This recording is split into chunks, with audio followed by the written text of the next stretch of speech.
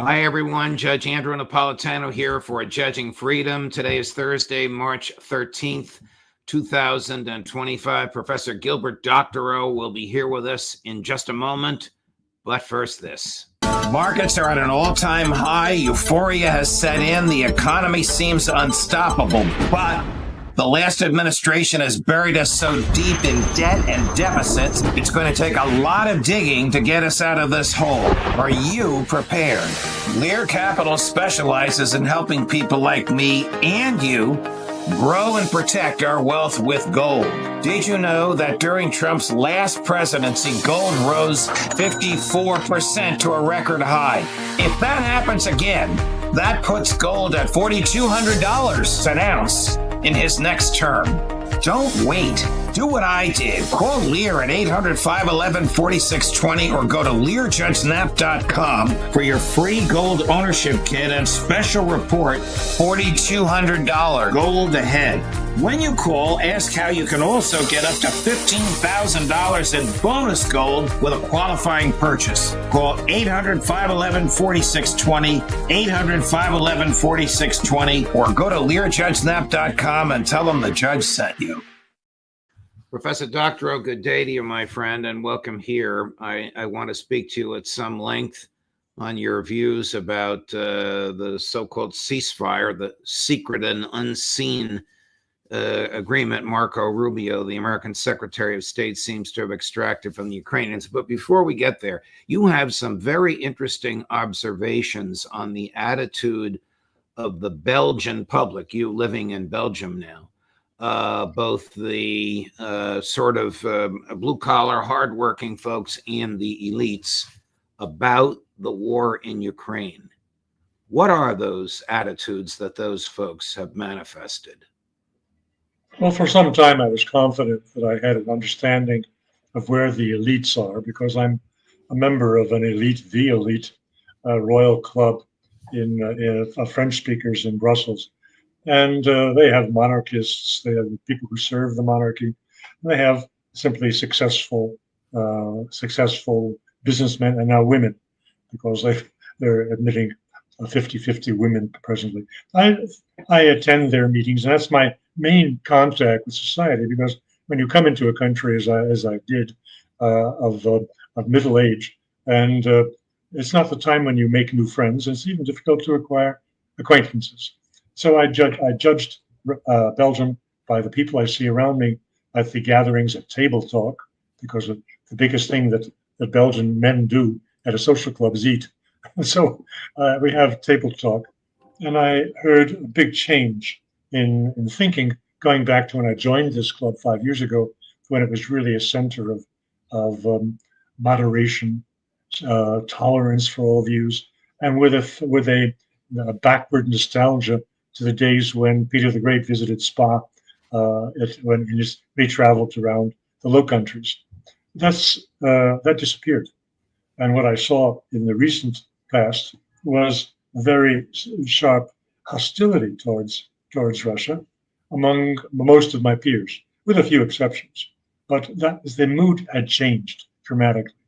I remarked that, but I had no feel, or I didn't have any confidence in saying what ordinary people on the street are thinking, because you don't just guess at that.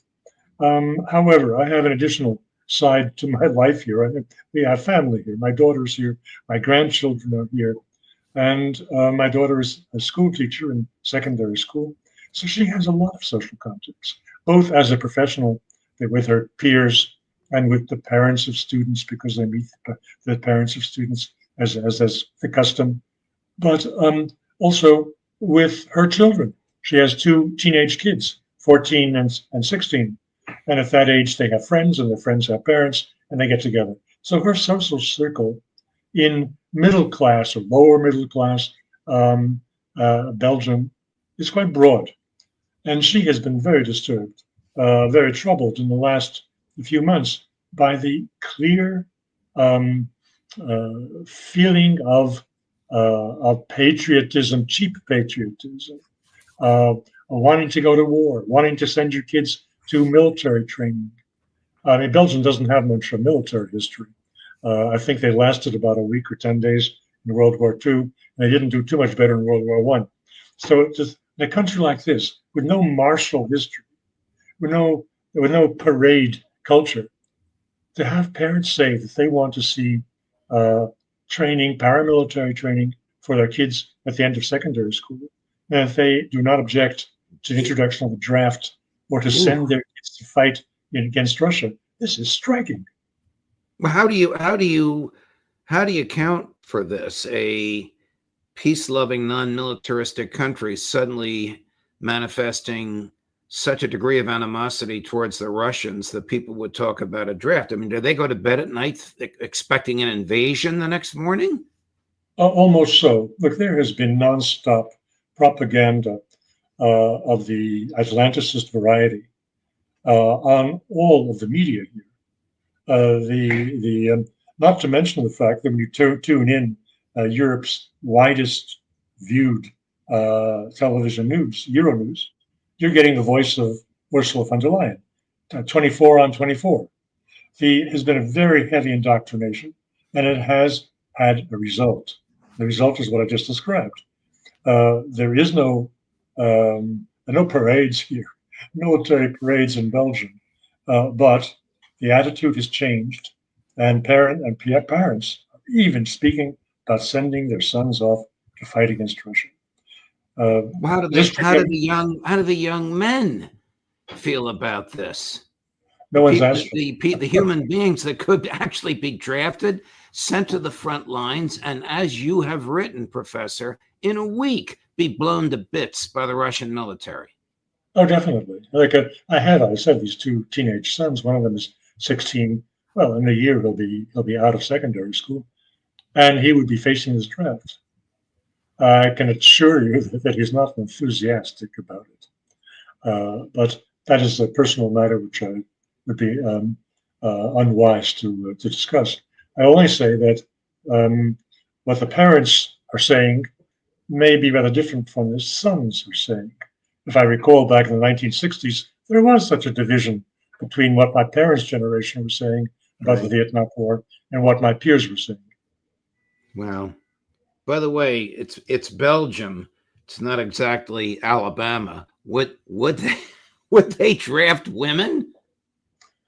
Not to my knowledge. No. This is so far. It's the gender issue hasn't gone that extreme in Belgium. And as to the question of what kind of society this is, let me be perfectly clear about it. When I walk the streets of downtown Brussels, I see 99% heterosexual couples. I see a lot of little kids. And I see 1% of let's call them marginals, who have been raised to a level of iconic level in the States. So the country, it may have fallen out of love with the church, definitely. The feeling here is anti-clerical, but it hasn't gone to the extremes. And Satanism, which is taking hold of Paris, has not made it in more provincial, shall we say, Belgium. Okay. Switching gears, Professor Doctorow, to Secretary of State Rubio and his announcements. Actually, before I ask you about it, Chris, I want the clip. I don't remember what the number is of it, where Secretary Rubio, the one we were viewing a few minutes ago, Chris, where Secretary Rubio and Mike Waltz are together. Can you run that, please? Today, we made an offer that the Ukrainians have accepted, which is to enter into a ceasefire and into immediate negotiations to end this conflict in a way that's enduring and sustainable. We'll take this offer now to the Russians, and we hope that they'll say yes, to peace. The ball's now in their court. We also got into substantive details on how this war is going to permanently end. We have a named delegation in terms of next steps from the Russian side. We have a named delegation in terms of next steps from the Ukrainian side. I will talk to my Russian counterpart in the coming days. Secretary Rubio will be with G7 foreign ministers in the next couple of days. We have the NATO Secretary General in the White House on Thursday, and we'll take the process forward from there. What do we not know about this so-called ceasefire agreement? I mean, have you had an opportunity to read it? Has anybody, except those two folks, had an opportunity to read it? Well, I don't blame them for keeping the secret. It would go nowhere. Who knows to what extent the delegation put together by Zelensky is of the same opinion as Zelensky himself, that the country will cede no territory to Russia.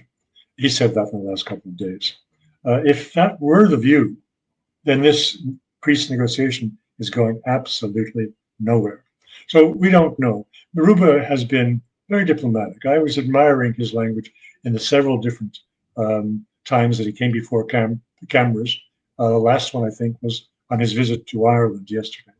And he was very careful, saying, but are you going to raise the punish Russia if they say no?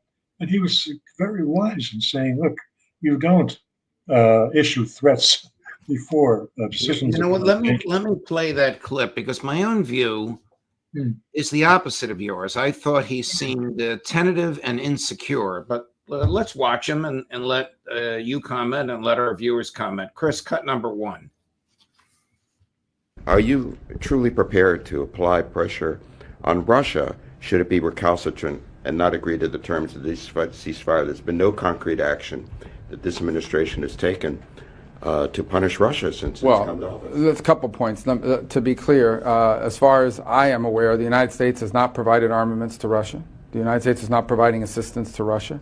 Every single sanction that has been imposed on Russia remains in place. Every single sanction the president inherited remains in place. Previous administration. Right, but they're pretty sanctioned up. I mean, there's a lot of sanctions on already. My point being is that there's been no steps taken to relieve any of these things. These things continue to be in place, but we don't think it's constructive for me to stand here today and begin to issue threats about what we're going to do if Russia says no. Let's hope they say yes. What cards does he have to play with my new friend, Sergei Lavrov? No, none. But I admit, I admire his refusal to say what Trump said a week ago. We're going to double down on the sanctions. We're going to. No, he was saying what you and I and others have been discussing on this program, but there's nothing more to sanction them with. So he was being honest and upfront and not being propagandistic. That is hopeful sign. He knows which end is up. He's being cautious in not releasing any content of the agreements with the Ukrainians, only the procedures. But they've named a working group and blah, blah, blah. Look, let's say what I anticipate is that Putin will say, yes, but. And the but is important. He will certainly avoid giving the satisfaction to Zelensky and to the Russia bashers in the States and Europe that he said no. But he will not say yes. He will say, first of all, they're not moving 1 inch on any ceasefire until the last Ukrainian has been killed or driven out of Kursk. That is 100%.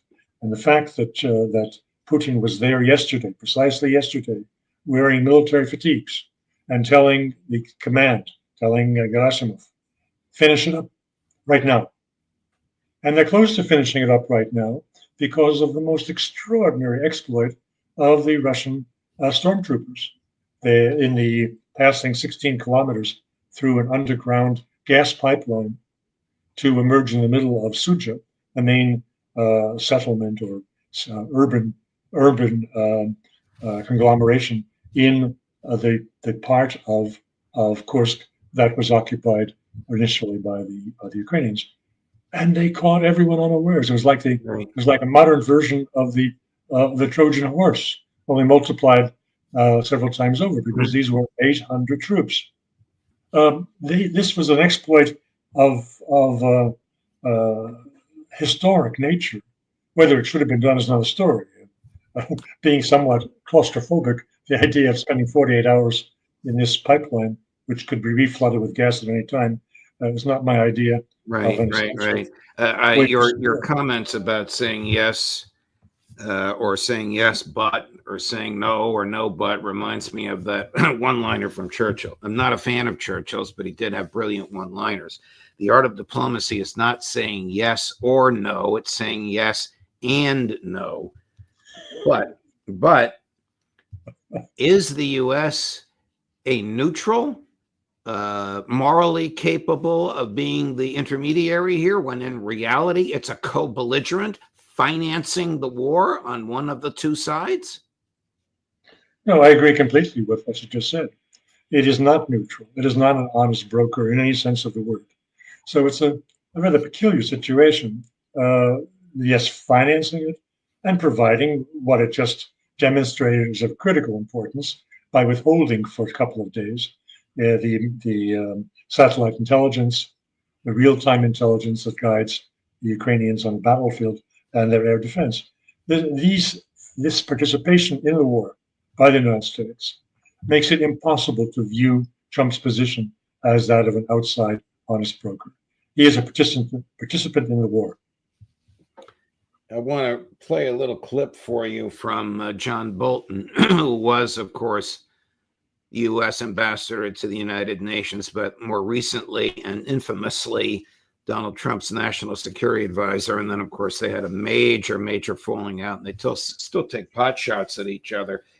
Here's John. I call him John. I worked with him for a couple of years. I know him very well. Here's John's latest shot at Trump, but it's very interesting, the observation he makes. It's only about half a minute long. Chris, cut number 3. Unlike Trump, who thinks that he and Putin are friends, Putin sees Trump as an easy mark, and using his KGB learning and experience, he has become very successful at manipulating Trump to the point that Trump doesn't even know it's happening. I think that was evident after the election, and it's paid off in terms of the Ukraine conflict, because Trump has given, even before negotiations begin, given the Kremlin virtually every one of their major points that they want to see in a final agreement. Share that view, Professor Doctorow. Not anything that Bolton says has a personal animus towards Trump, and he's using anything he can possibly get his hands on to clobber Trump. I don't believe what he's saying for a minute. Trump was not bending to Putin's will. Trump was simply being a realist without accepting these basic conditions of the victor in the war. They will never sit at the table. So that was not something that Trump was personally persuaded because of the charm of Putin. That's rubbish. It was either you want to do this or you don't want to do this. If you want to do it, then you accept these basic conditions of the Russians, or you're wasting everybody's time. If Foreign Minister Lavrov is looking at clips as recently as 6 or 8 months old of then Senator Rubio speaking about Vladimir Putin, Russia, and Ukraine, might he conclude that Rubio himself, inwardly, personally, and privately, wants Ukraine to prevail in the war? I can't judge on what goes through Lavrov's mind. From my observation of Rubio, he has been sincere to the mission he's been given. What his personal views may be about this, I don't know. They're probably, as you say, that he was sympathetic to Ukraine. Why not? He was saying things of that nature for years. But he was not hired to pursue his personal vision. He was hired to pursue the vision of his boss. So I don't. The question of is the Trump team trustworthy? That is essential, and it concerns all elements of it. In the ways that are easy to do, Trump has been sending clear signals to Moscow that he wants a big change in relationship. This extends in all sorts of things that are not reported in the mainstream media. For example, the American veto on language in a now being prepared collective statement of the G7 at its next gathering. The veto was on the notion that Russian shadow fleet should be monitored and should be stymied, frustrated. The United States vetoed that. The United States has done many of these little things which are sending quiet signals to Moscow.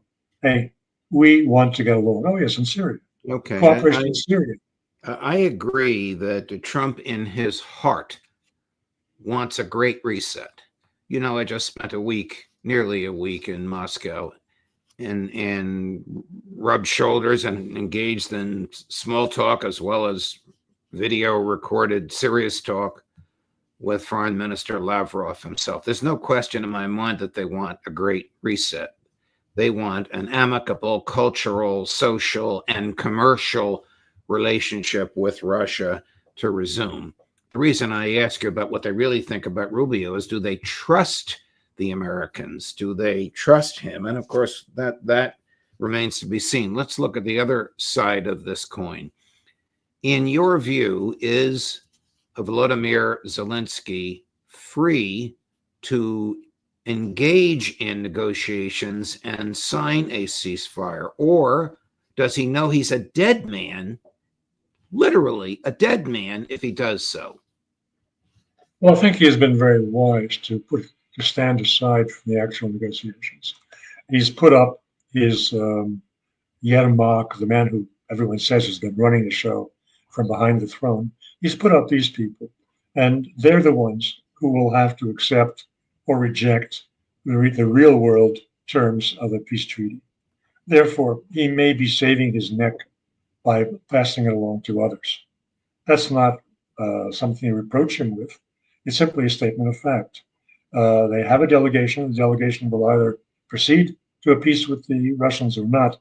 But if they proceed, they'll have to accept terms which will be quite painful for Ukraine. And if anyone gets lynched, they'll be the ones who are lynched, not Mr. Zelensky. He's not that stupid. What incentive do the Russians have to negotiate? I mean, 5 hours after I left a residential neighborhood in Moscow, it was attacked by drones. Why would the Ukrainian military be doing that at the same time the American Secretary of State is metaphorically on his knee begging the Russians to come to the table?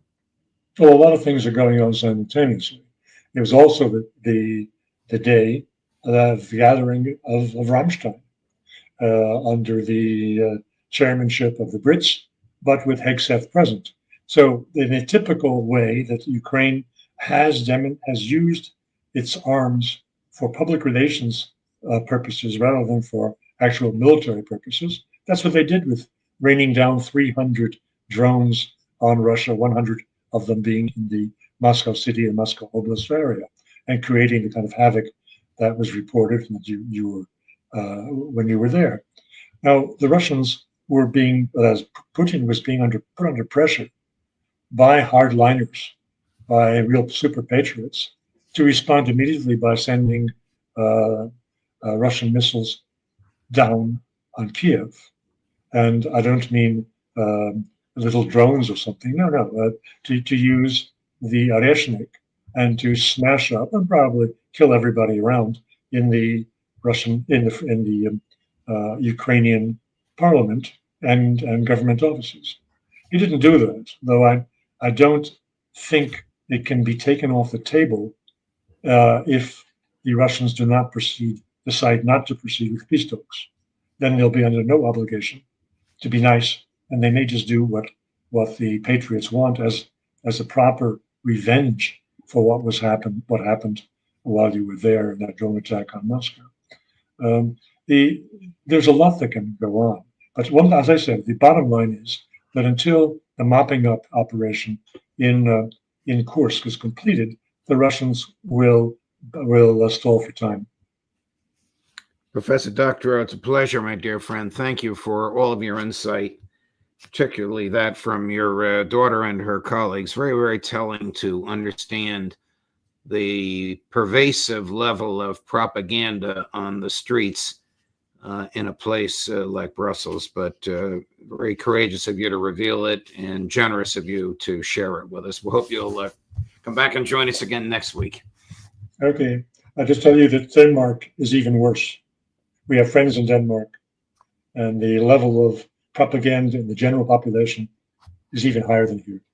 Well, or then before we go, whose propaganda and for what? That they should vote to join the United States, or that they should fear a Russian invasion and institute a military draft? Well, in the sense of their prime minister, who said that for Ukraine now, a peace would be worse than continuing the war.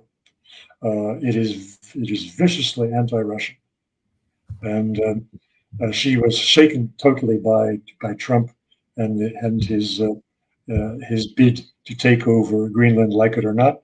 She lost her moorings, and now she's railing out at Russia. So the general feeling in Denmark, which is a very calm country, much like Belgium, very happily taken care of by social benefits, but the feeling now is very hostile, very warlike.